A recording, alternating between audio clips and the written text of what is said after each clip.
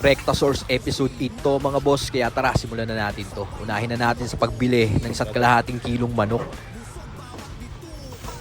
Sunod, dito naman tayo sa source ko ng aromatics. Recta Source.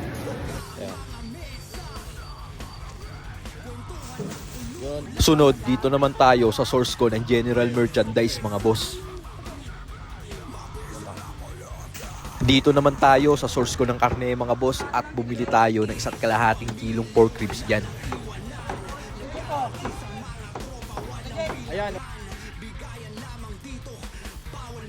Dito naman tayo sa source ko ng seafoods mga boss. Bumili ako ng 1.5 kilong tahong at crabs dyan.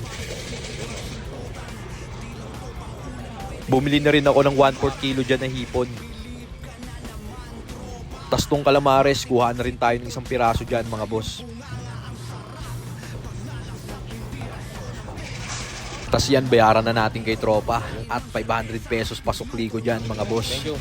Dito naman tayo sa pwesto ni nanay mga boss at pumitas tayo ng kalahating ulo ng tuna. Ito na yun. Tay, bayad po. At syempre, nagutom ang Tito Otits mo par, kaya kain tayo rito sa paborito kong mamihan.